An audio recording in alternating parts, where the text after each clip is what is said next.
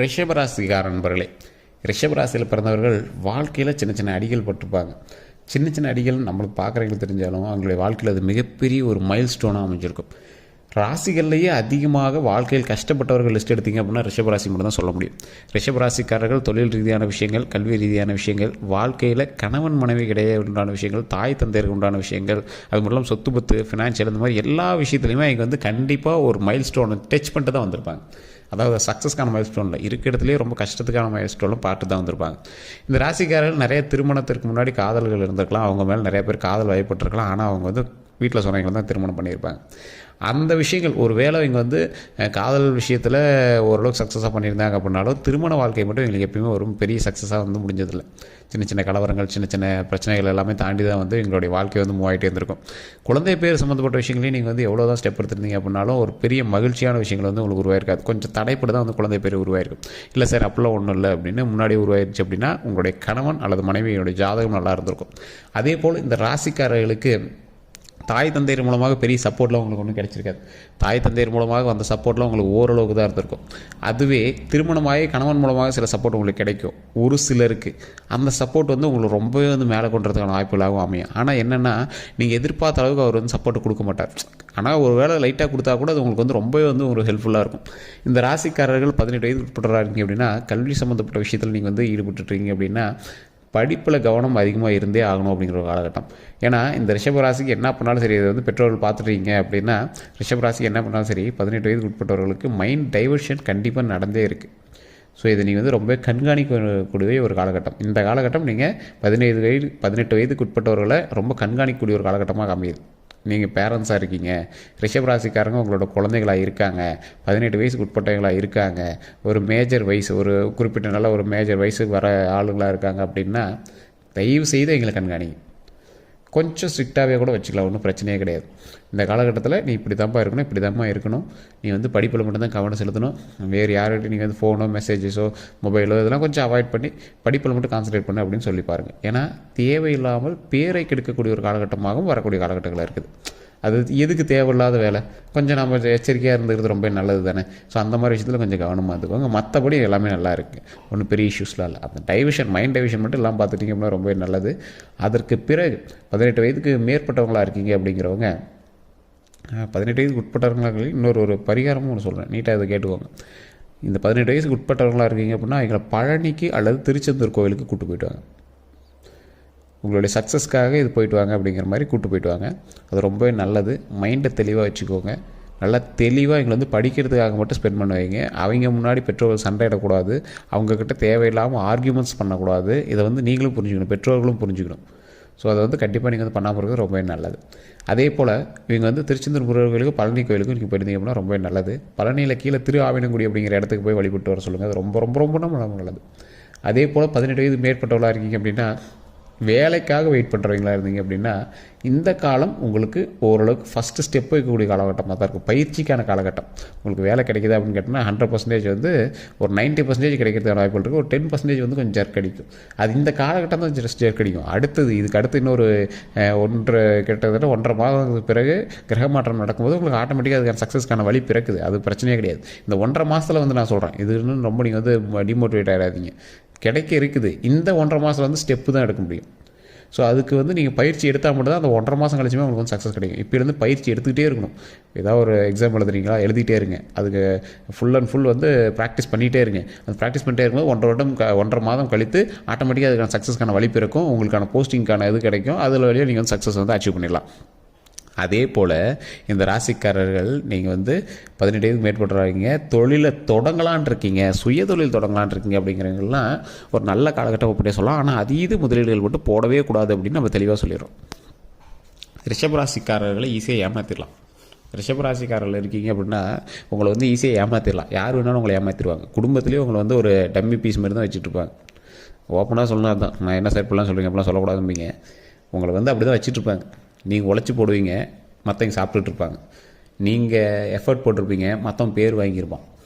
நீங்கள் எல்லா வேலையும் செய்வீங்க, வேறு ஒருத்தன் அதில் வந்து சக்ஸஸ்க்கான ஆமாம்பா அதெல்லாம் பண்ணணுன்னு பேர் வாங்கிட்டு கெத்து காட்டிகிட்டு இருப்பான்.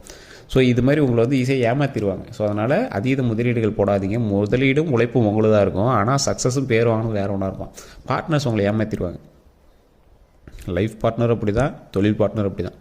ஈஸியாக அவங்கள வந்து டம்மி பண்ணிடுவாங்க. ஸோ அதனால் தயவுசெய்து எச்சரிக்கையாகவும் கவனமாகவும் செயல்பட்டீங்க அப்படின்னா தப்பிச்சிக்கலாம். அவ்வளோதான், பெரிய சக்ஸஸ்லாம் சொல்ல முடியாது, தப்பிச்சிக்கலாம். ஸோ அதில் கொஞ்சம் கவனமாக இருந்துக்கோங்க. உங்களது உழைப்பையும் கவனத்தையும் 100 மடங்கு போடுங்க. எஃபர்ட், நீங்கள் இந்த இடத்துல நீங்கள் வந்து குத்துற கடிவாளம் கட்ட மாதிரி இருக்கும் உங்களோட தொழில். உங்களை வந்து ஈஸியாக மைண்ட் டைவர்ட் தான் பண்ணுவாங்க. நீங்கள் உழைச்சிட்டே இருப்பீங்க, உங்கள்கிட்ட ஒருத்தர் ஆசையை காட்டுவான், நீங்கள் அந்த பக்கம் டைவர்ட் ஆயிடுவீங்க. அதனால் நீங்கள் என்ன நடக்கும், உங்களுக்கு வந்து டேரெக்டாக அந்த உழைச்சிட்டே இருக்கிறதுக்கான அவுட்புட் வந்து கிடைக்காம இருந்திருக்கும். ஸோ அப்போ நீங்கள் என்ன பண்ணணும், அதிகமாக வந்து கான்சன்ட்ரேஷன் உங்களோட தொழிலில் மட்டும்தான் இருக்கணும். அந்த தொழிலில் மட்டும் நீங்கள் அதிகமாக கான்சன்ட்ரேட் பண்ணிங்க அப்படின்னாவே போதுமானது.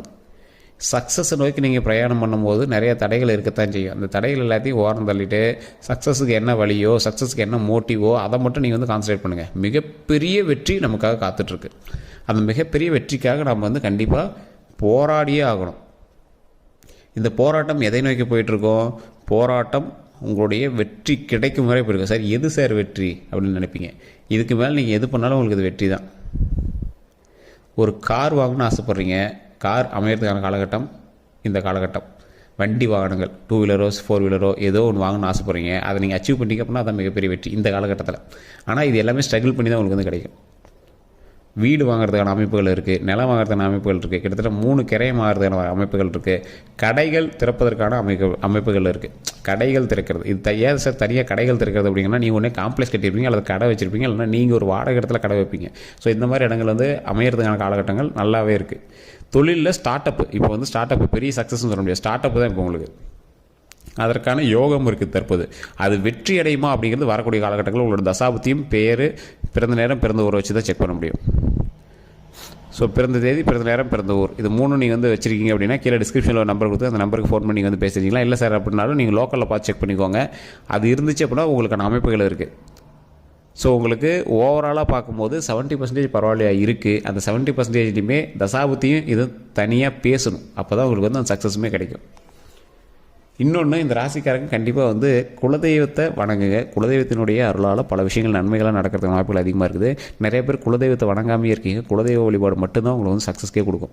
உங்களை இத்தனை நாள் வந்து ஒரு மாதிரி ஆட்டி வைக்கிறது, உங்களை வந்து டைவர்ஷன் பண்ணுறது, உங்களோட மைண்ட் டைவர்ட் பண்ணது, உங்களுடைய தொழிலில் வந்து உங்களை வந்து பெரிய இன்கம் வராமல் வச்சது எல்லாமே காரணம் குலதெய்வம் தான். அதை வந்து குலதெய்வத்தை சரியாக வழிபட்டீங்க அப்படின்னாவே உங்களோட சக்ஸஸை வந்து மேலே கொண்டு வந்துடும். எப்பேற்பட்ட சூழ்நிலையில் நீங்கள் இருந்தாலும் உங்களுக்கான வெற்றியை மேலே கொண்டு வருவது இந்த காலகட்டம் மட்டும்தான். இந்த காலகட்டத்தில் நீங்கள் குலதெய்வத்தை வணங்குனீங்க அப்படின்னா, இறுக்கி பிடிச்சிட்டிங்க அப்படின்னா ஆட்டோமேட்டிக்காக சக்ஸஸ் நிச்சயம். அதே மாதிரி முன்னாடியே சொன்னது தான், பழனி முருகர் கோயில், பழனி முருகர், திருச்செந்தூர் முருகர் வழிபட்டீங்க அப்படின்னா சக்ஸஸ் நிச்சயம். அந்த ராசிக்காரர்கள் கவனமாக இருக்க வேண்டிய 3 விஷயத்தை நான் சொல்கிறேன், கேட்டுக்கோங்க.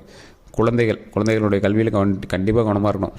எதிர்பாலினத்தவர் மேலே வரக்கூடிய ஈர்ப்பில் ரொம்ப கவனமாக இருக்கணும். திருமணம் ஆனவர்களாக இருந்தாலும் சரி, திருமணம் ஆகாதவர்களாக இருந்தாலும் சரி, தேவையில்லாத அஃபேர்ஸ் இந்த மாதிரிலாம் இருக்கக்கூடாது. தயவுசெய்து அதில் மட்டும் கொஞ்சம் கவனமாக இருங்க. பேருக்கு எடுத்துரும், அது மாதிரி பேருக்கு எடுக்காமல் பார்த்துக்கோங்க. அதே போல் இன்னொரு விஷயம், உடல் ஆரோக்கியம், ரத்த சம்மந்தப்பட்ட நோய்கள் சம்மந்தப்பட்டது, நரம்பு சம்மந்தப்பட்டது, கால் சம்மந்தப்பட்டது, உடம்பு ஒபிசிட்டி, அதாவது கொழுப்புன்னு சொல்லுவாங்க பார்த்தீங்களா, எல்டிஎல் லெவல்னு சொல்லுவாங்க. இதெல்லாம் வந்து நீங்கள் ரொம்ப கவனமாக பார்த்துக்க வேண்டிய ஒரு காலகட்டம். ரொம்ப உடம்பு எக்ஸசைஸ் பண்ணி ஆகணும். உடம்பு வந்து ஆரோக்கியமாக பார்த்துக்கணும். வெளி ஃபுட்டை தவிர்த்தே ஆகணும். ரத்தம் சம்மந்தப்பட்ட நோயிலேருந்து பரவறதுக்கான காலகட்டம் அதிகமாக இருக்குது. மலேரியா, டைஃபாய்டு, வேறு ஏதாவது பெரிய இஷ்யூஸ் ஆகுதா கூட அது வந்து ரத்த சம்மந்தப்பட்டமான விஷயங்கள்லேருந்து கொஞ்சம் எச்சரிக்கையாக இருக்கணும். தொற்று நோய் சம்மந்தப்பட்டது. ஸோ அதெல்லாம் நீங்கள் கொஞ்சம் கவனமாகவே இருக்க வேண்டிய ஒரு காலகட்டம். ஸோ அதே போல் 3ஆவதாக ஒரு விஷயம், இதுதான் நீங்கள் ரொம்ப ரொம்ப கவனமாக இருக்க வேண்டிய விஷயம். வண்டி வாகனத்தில் கவனம் தேவை. எந்த அளவுக்கு கவனம் தேவை, உங்கள் வண்டியை வேற எவன்ட்ட கொடுத்து கூட நீங்கள் ஓட்ட சொல்லக்கூடாது. நீ போயிட்டு வாப்பான்னு சொல்லி கூட ஓட்டக்கூடாது, வண்டிக்கு பிரச்சனை. அதே மாதிரி நீங்கள் வண்டி ஓட்டிகிட்டு போகிறீங்க அப்படின்னா ஸ்டண்ட் அடிக்கிறது, கவனம் எல்லாம் ஃபோன் பேசிட்டு போகிறது, ஒரு கையில் வண்டி ஓட்டுறது, 2 கை விட்டு வண்டி ஓட்டுறது, ஹெல்மெட் போடாமல் போகிறது, அரசுக்கு விரோதமாக வாகனங்கள் ஓட்டுறது, ஒன் சைடில் போகிறது, அதாவது ஒன் வேல போகிறது, இந்த மாதிரி விஷயங்கள்லாம் பண்ணிங்கன்னா கண்டிப்பாக மாட்டுவீங்க. வண்டி வாகனத்தில் கண்டிப்பாக நீங்கள் ரொம்ப ரொம்ப எச்சரிக்கையாக இருக்கணும். 100% எச்சரிக்கையாக இருக்க வேண்டிய ஒரு காலகட்டம். காரில் போகிறீங்கன்னா ஓவர் ஸ்பீட் கூடவே கூடாது. சீட் பெல்ட்ஸ் போடாமல் வண்டியை எடுக்கக்கூடாது. குழந்தைகளை வண்டிக்குள்ளே வச்சுட்டு ரொம்ப ஸ்லோவாக போகணும். இந்த விஷயத்தில் நீங்கள் ரொம்ப ரொம்ப கவனமாக இருக்கணும். இதை மட்டும் நீங்கள் பண்ணிங்க அப்படின்னா ஓரளவுக்கு தப்பிக்கலாம்.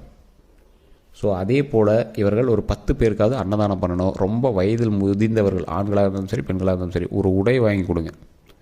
அவங்களுக்கான உடை அல்லது பெட்ஷீட்டு ஏதோ ஒன்று, அவங்களுக்கான உடை அவங்கக்கிட்ட இருக்கிற மாதிரி ஒரு உடை வாங்கி கொடுங்க. உணவு கொடுங்க, தண்ணி கொடுங்க. இந்த 3 கொடுத்தீங்க அப்படின்னா ரொம்ப ரொம்ப நல்லது. குலதெய்வத்துக்கிட்ட நெய் விளக்கேற்றி வழிபடுங்க.